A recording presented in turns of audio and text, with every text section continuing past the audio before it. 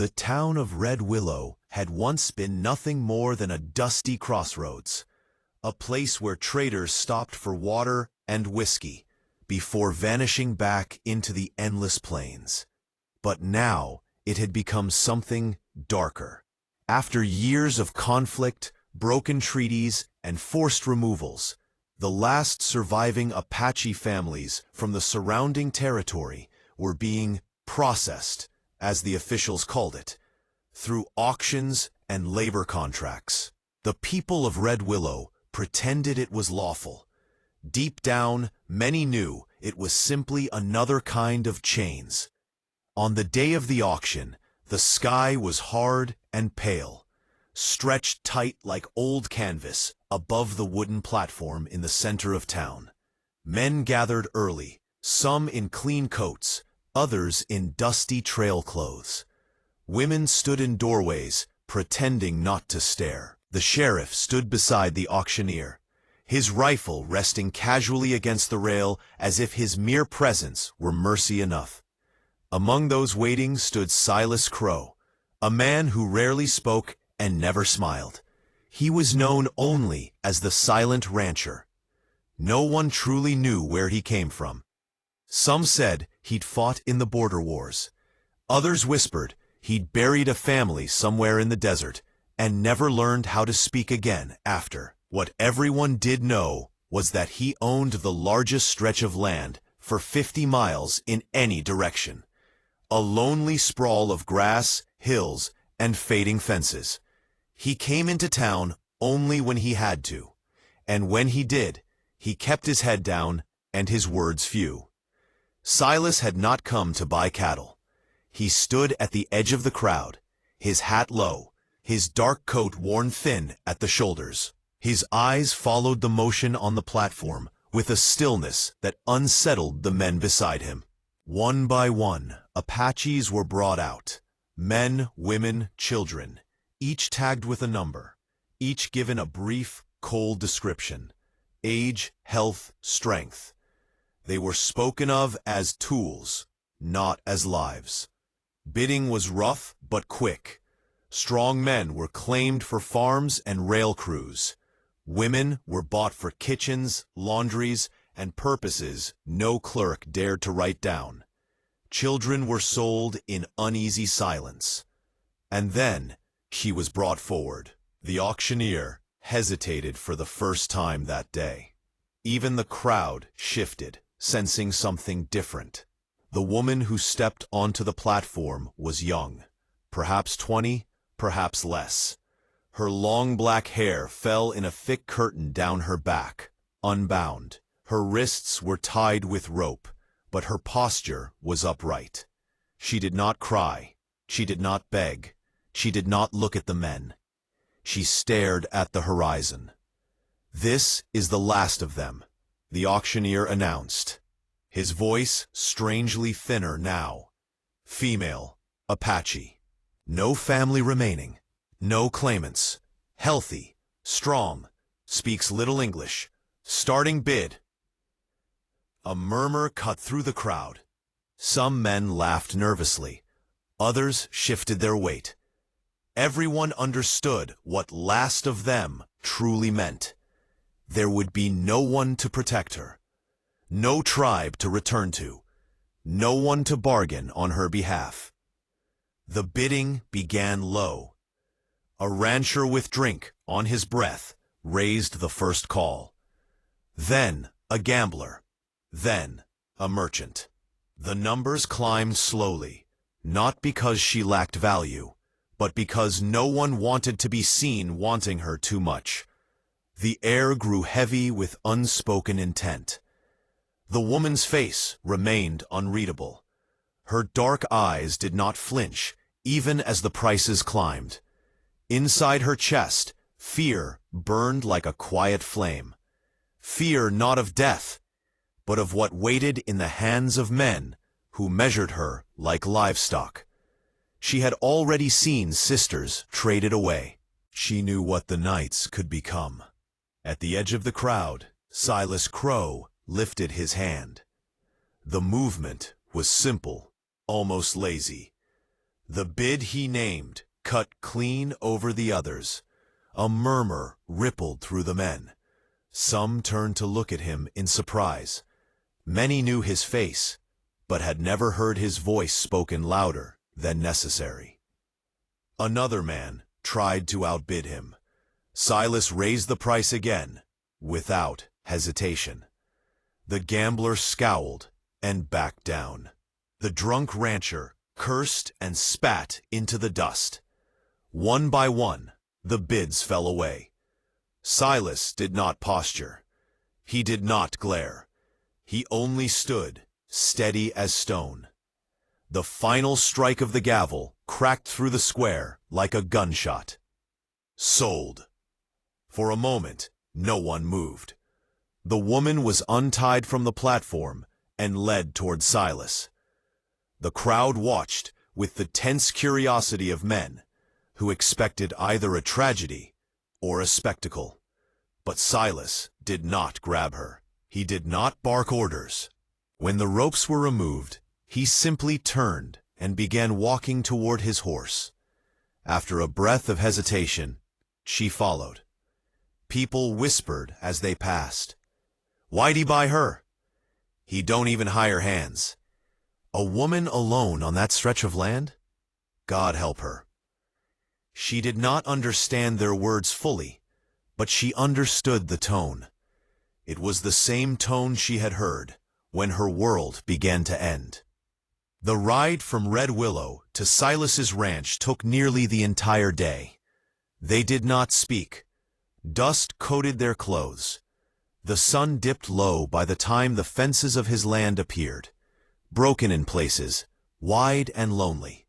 No house lights shone ahead. Only an old wooden homestead crouched against the wind like a creature that had grown tired of standing. As they dismounted, she finally expected what always came next. A command, a claim, a narrowing of space around her life.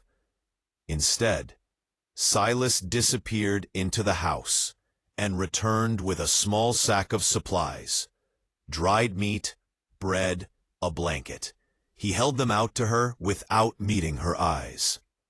Then, in a rough, unused voice, he spoke the longest sentence anyone in town would ever hear him utter. "You're not my property. You're free to go.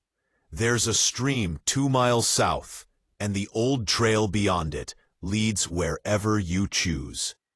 He placed the sack at her feet, and he walked away from her, toward the house, leaving her standing in the open land with fear, confusion, and something far more dangerous flickering to life inside her chest.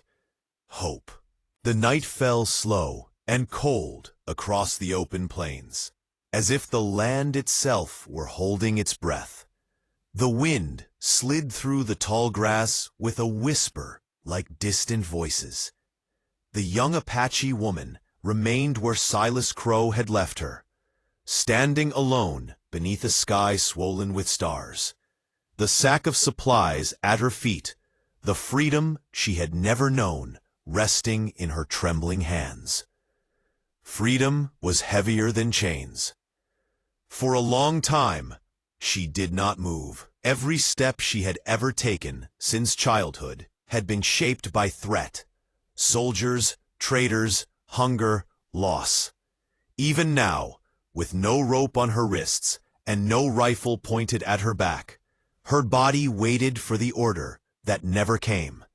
She studied the dark shape of the ranch house from a distance. A single lantern glowed faintly through one window, steady but dim.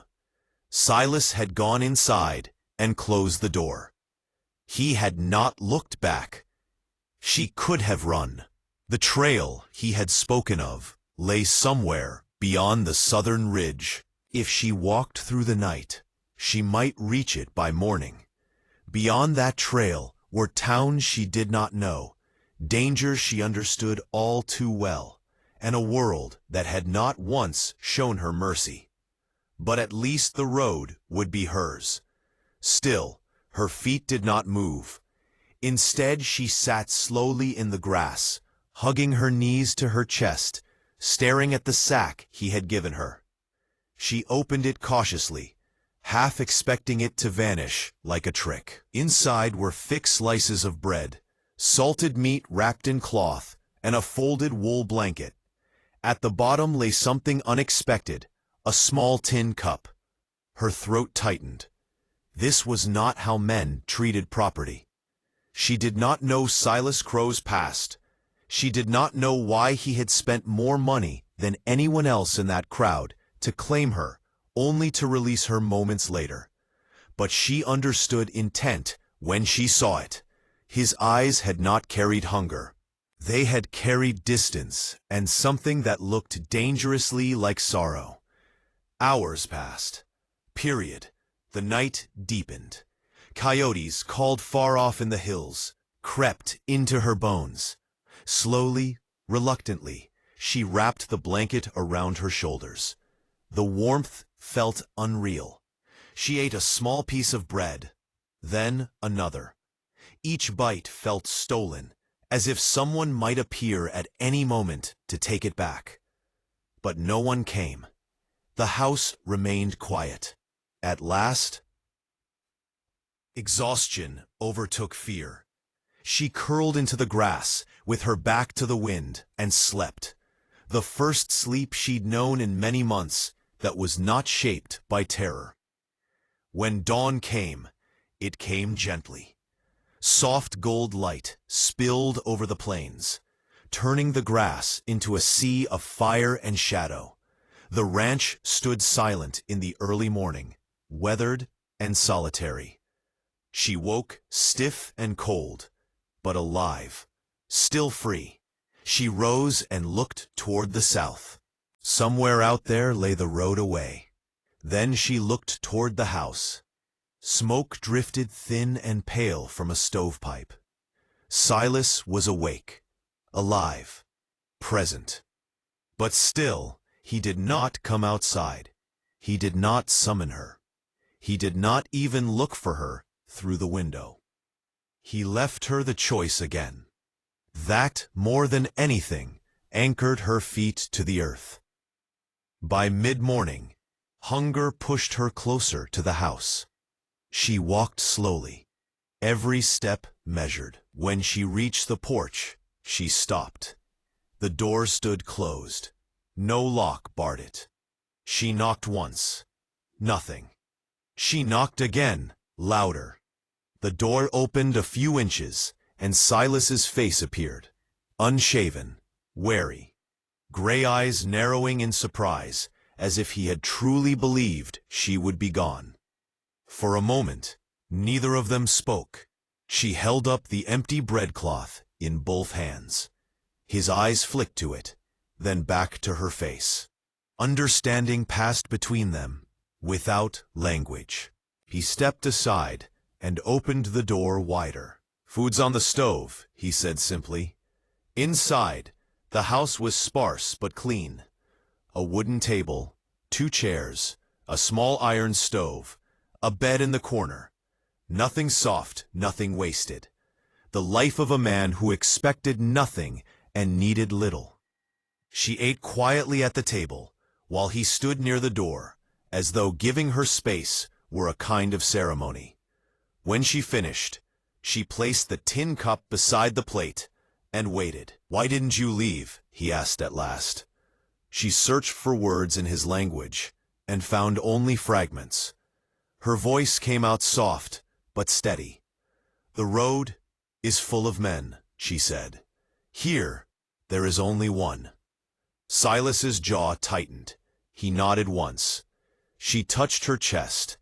"My name," she said slowly, shaping the sounds with care, "is Tala." He hesitated. Silas. The name exchange felt small and enormous. Days passed. Tala did not leave. Neither did Silas ask her to stay. They existed near each other, like 2 wounded animals, sharing the same scarce waterhole. Their movements were careful. Their words were few. Tala helped, where observation guided her.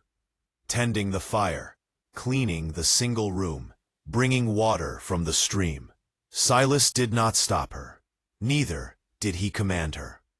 At night, he slept on the far side of the house, near the door. She slept near the hearth. Trust grew slowly, like something afraid to surface. On the fourth day, the sound of hooves shattered the quiet. 3 riders approached the ranch, men from Red Willow, a rancher, the gambler from the auction, and the assistant sheriff. They dismounted without invitation, eyes scanning the land, the house, the woman who now stood frozen near the door. So, the gambler smirked, turns out she didn't wander off after all. Silas stepped forward, placing himself subtly between them and Tala. I paid fair, the rancher said, but I'll offer double what you spent. No sense wasting good value on a man who don't even need a woman. The assistant sheriff shifted his rifle. Town's been talking. Folks don't understand your intentions. Silas's eyes hardened. My intentions, he said quietly, are my own. The gambler laughed. You think buying her means you own the law now? Silas did not raise his voice. He did not reach for his rifle. He simply stood, an immovable presence rooted into the dirt of his land.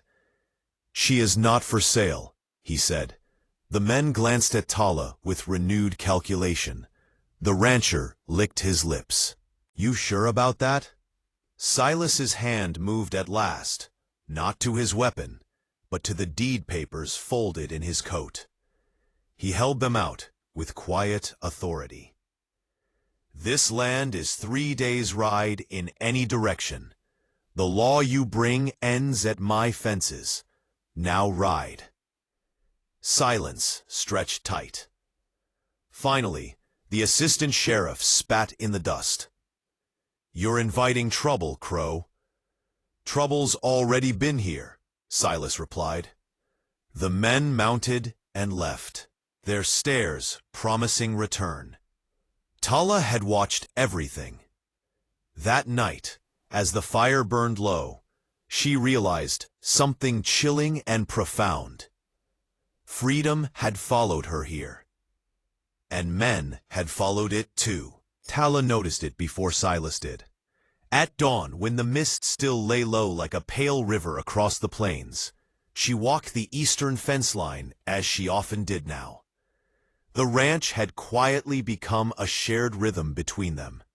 Silas rising before light to tend the herd. Tala keeping the house, watching the edges of the land, with the instincts of someone raised where danger moved faster than mercy. 3 steers lay dead near the boundary fence. Their throats were cut clean.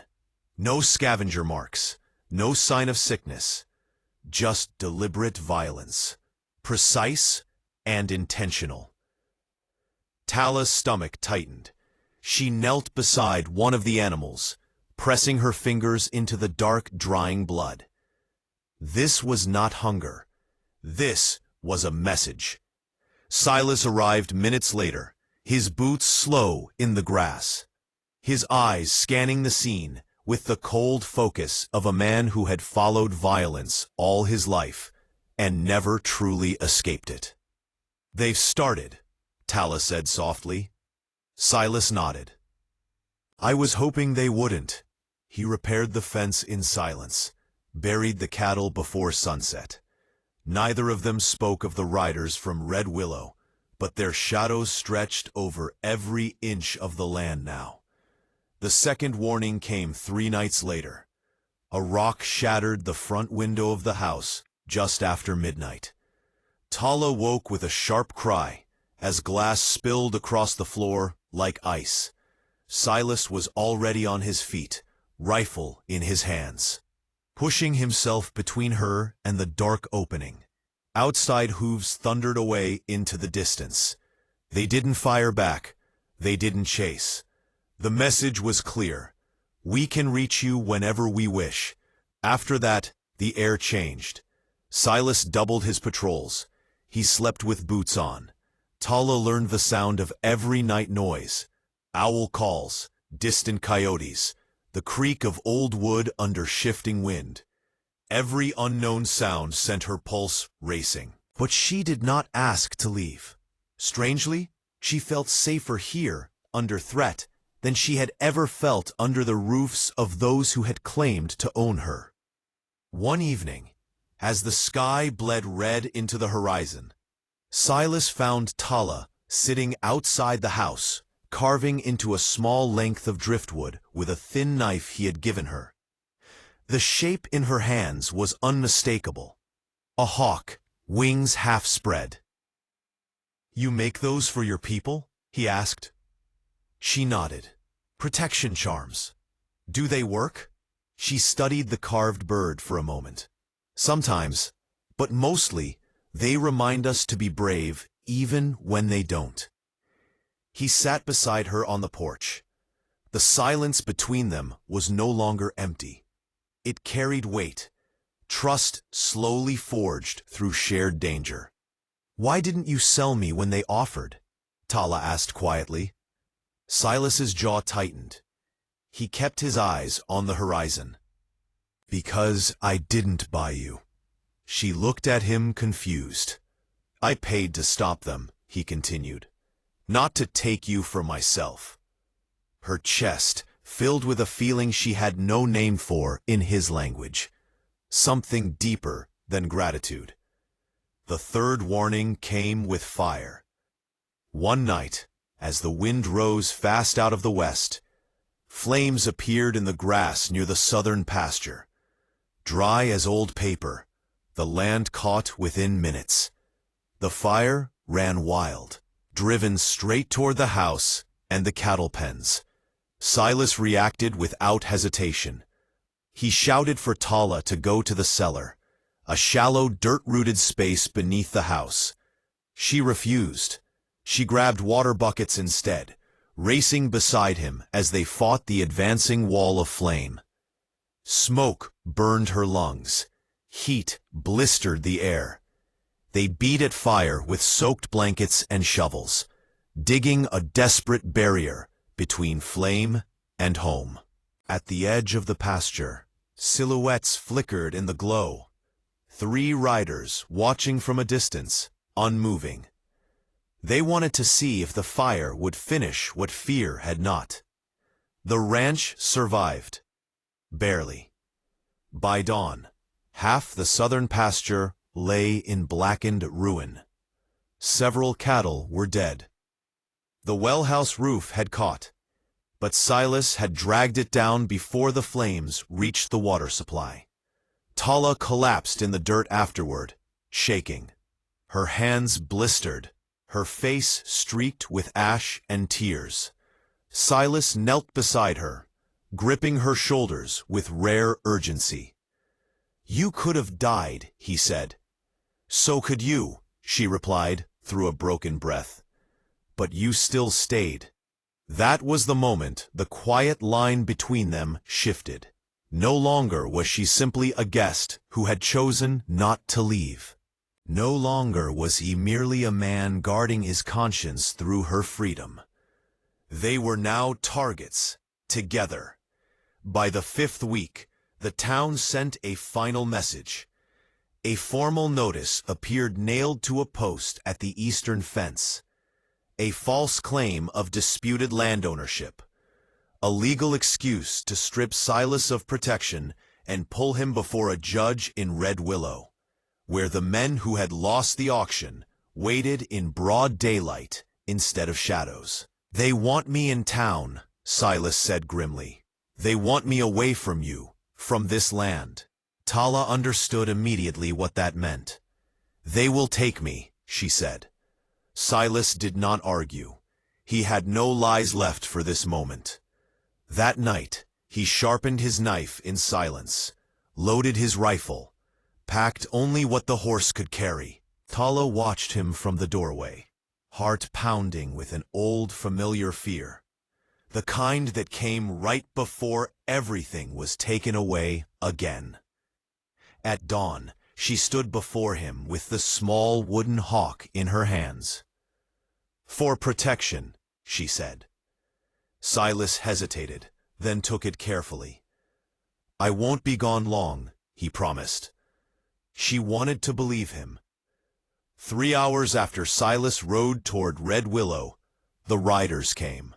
5 of them, this time. No warnings. No games. They surged across the pasture in a thunder of hooves and dust. Tala ran for the house, bolting the door and grabbing the rifle Silas had taught her to use. Her hands trembled, but her aim stayed true.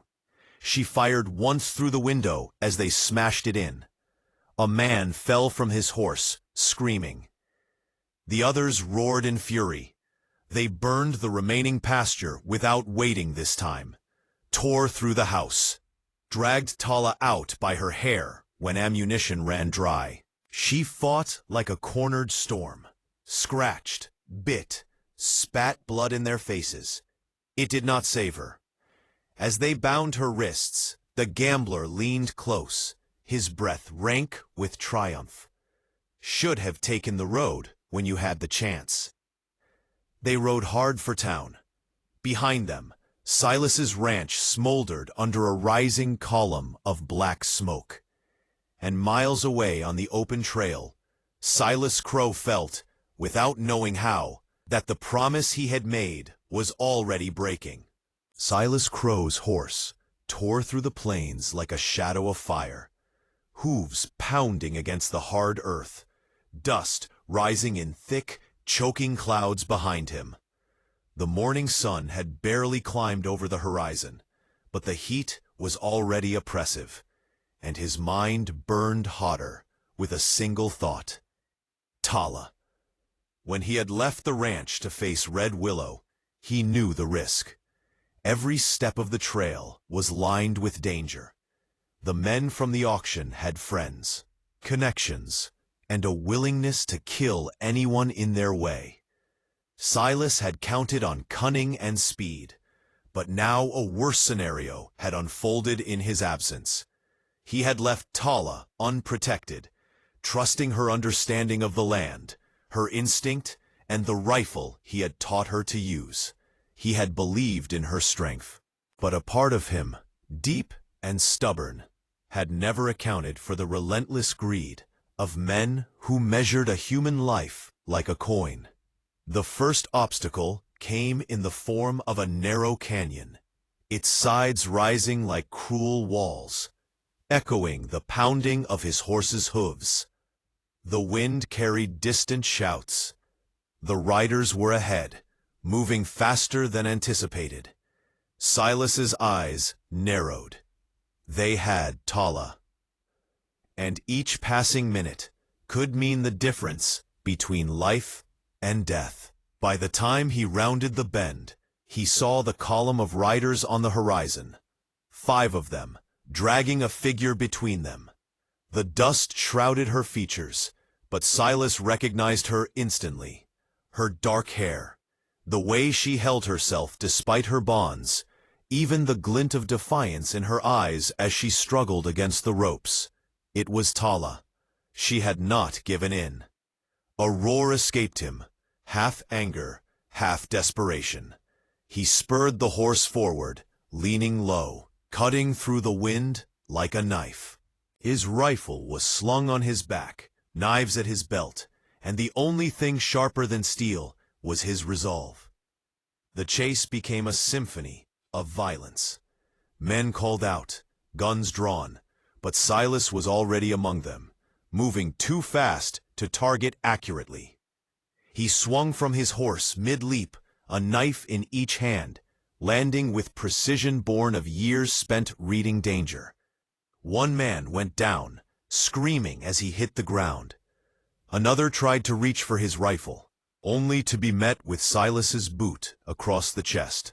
Tala's bonds were cutting into her wrists, but she had trained herself to endure pain. She had watched Silas's movements during the past weeks and learned his silent rhythm. When he reached her, he moved fast, slicing ropes with a blade and pulling her to safety behind the nearest ridge. But the riders were relentless. 2 more men surged forward, guns raised. Silas fired with the accuracy of a man who had nothing left to lose. Each shot rang across the canyon, but the distance was close enough that bullets ricocheted, spurring fire and sparks. Tala felt herself thrown against the earth as her own rifle went off in the chaos. She had never aimed at a human before, yet instinct guided her hands. One man fell with a shriek. Silas shouted her name, a sound that carried all the fury of the plains, and she ran toward him, adrenaline overcoming fear. They collided into the tall grass beyond the ridge, hidden from view. For a moment, they clung to each other, breaths heaving, dirt and sweat mixing, the enormity of survival pressing down on both of them. "Are you hurt?" Silas demanded, eyes scanning the horizon. She shook her head. I'm alive," she said, voice trembling. But her hands shook with rage, not fear. "We need to move." They ran together, weaving through gullies and uneven terrain, each step bringing the men closer. Silas had a plan, a daring one that relied on the canyon ahead, steep cliffs, and his knowledge of the land. They would not outrun them on open ground. They would have to fight smart. Reaching the edge of the canyon, Silas took Tala's hands. "Listen," he said, voice low but urgent. "We can't stay in plain sight. I need you to follow exactly what I do." Tala nodded, her dark eyes fierce. She had come to trust him fully, not just for his skill, but for his understanding of freedom, something she now carried as her own. Silas led her down a hidden path, a narrow, crumbling trail that hugged the cliffside. Every step was precarious, but he moved with the confidence of a man who had mapped every inch of this land in his mind. They descended slowly, quietly, until the pursuers reached the rim above. From that vantage point, the riders could see them only as small shadows in the canyon below. Silas waited. When the riders attempted to follow, the ground gave way. Rocks tumbled, causing 2 men to fall hard onto jagged stones. The others tried to retreat, but Silas's knowledge of the terrain allowed him to anticipate every movement, guiding Tala to safety while using the natural barriers to slow their advance. By the time the men realized the canyon had become a trap, they were pinned, vulnerable, and exhausted. Silas's final strike was not one of vengeance. He did not kill unless necessary. Instead, he used the advantage of his rifle, precision, and psychological intimidation to drive the remaining men away. One by one, they retreated, howling curses, leaving behind their pride and their claim. Tala leaned against the canyon wall, trembling but alive. Silas knelt beside her, brushing dust from her clothes. For the first time, words failed both of them. All that remained was the raw connection, forged in blood, courage, and the shared understanding that life could be stolen in an instant, but it could also be protected fiercely. "Why?" Tala whispered after a long silence, voice barely audible. Silas looked out over the canyon, eyes hard but not unkind. "Because freedom is more important than fear," he said. "Because you deserved it. Because some things are worth more than gold." Tala's eyes glistened. She had survived captivity, auction, threats, and violence. But in that moment, she realized that freedom was not merely the absence of chains. It was the presence of choice, courage, and someone willing to protect it at all costs. As they climbed back to the top of the canyon and surveyed the plains below, Silas gestured toward the horizon. The smoke from the burned pasture at the ranch rose faintly in the distance, a reminder of what they had left behind, but also of what they had survived. "We go home," he said quietly. She nodded, gripping his arm briefly. "Home," she repeated, and for the first time, the word felt real. Together they rode back across the plains, battered, bloodied, but free. The open land stretched endlessly before them, not just a test of survival, but a promise that the future belonged to those who fought for it. The sun rose over Silas Crow's ranch like a silent witness to the trials of the past weeks.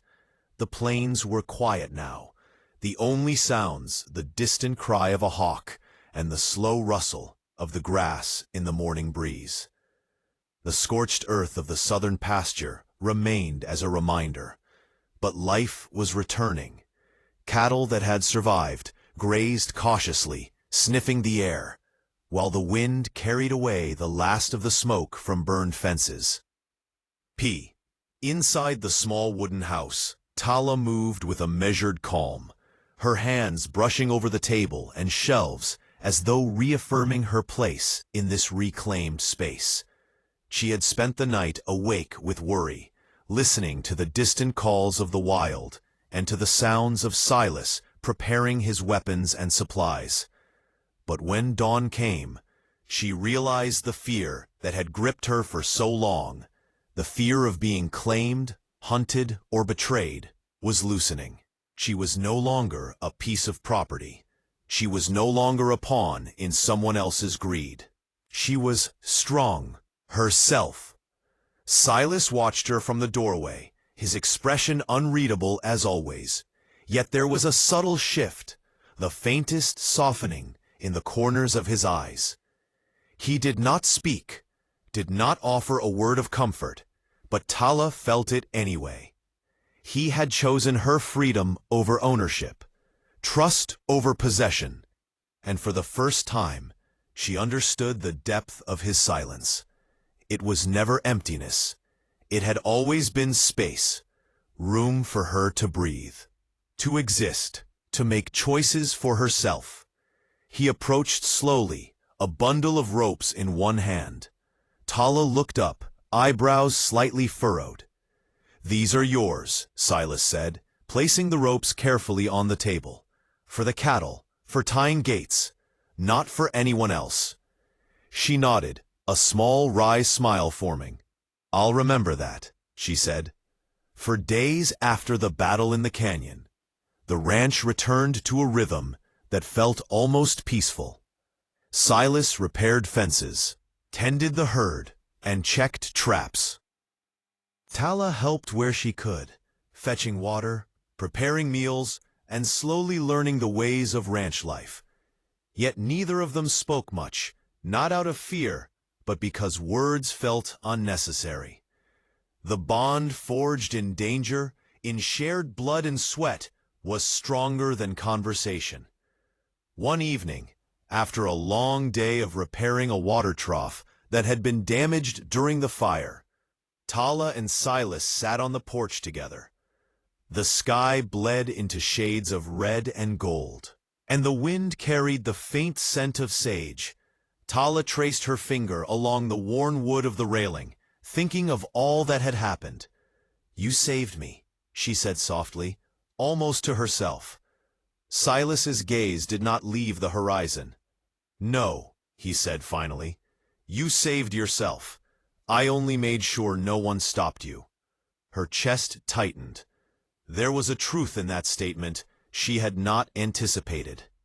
Her freedom had been won through courage, endurance, and the willingness to fight, even when the world was set against her.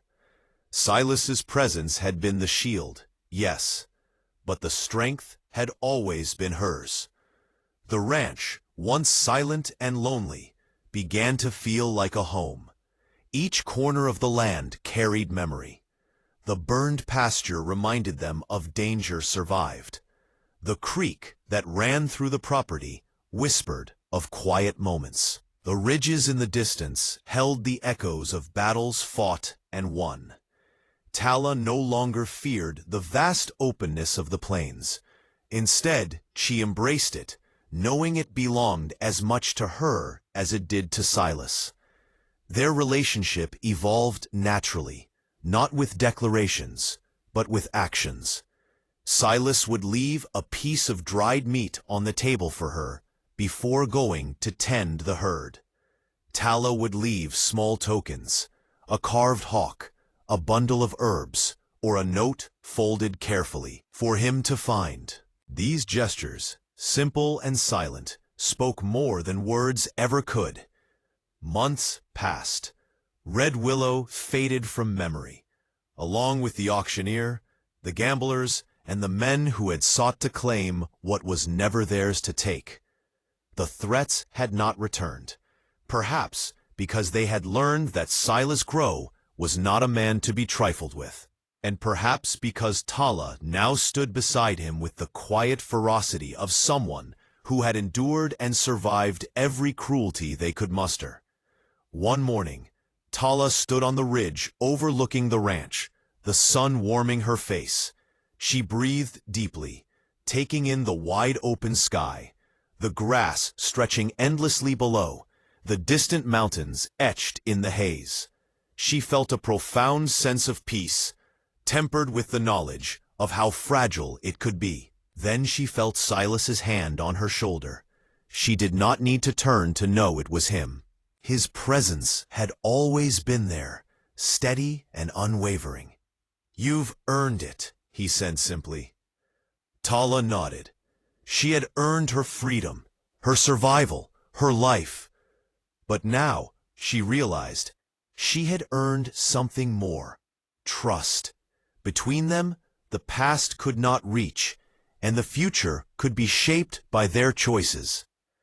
They walked back to the house together, side by side, neither speaking, neither needing to.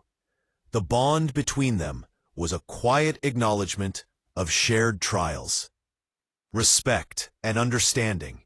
Freedom, they both knew, was not just the absence of chains. It was the right to stand tall, to live without fear, and to choose one's path, even if that path led through fire, blood, and unending plains. At the edge of the ranch, the wind shifted. The grass swayed in gentle waves, as if carrying a message. Tala smiled faintly, looking at Silas. "I think this is home now," she said. He nodded, eyes still on the horizon. "It always was," he replied. And for the first time, Tala understood that home was not a place built by walls or fences. Home was a promise, carved in blood, built through trust, and protected fiercely. In that vast open land, they had both found it, the rancher and the woman, silent no longer, yet speaking with every action, every heartbeat, every shared glance across the endless plains. Freedom had been bought, yes, but it had been earned by her courage, by his honor, and by the unyielding understanding that some things in life are more precious than possession: life, trust, and the right to choose one's own path.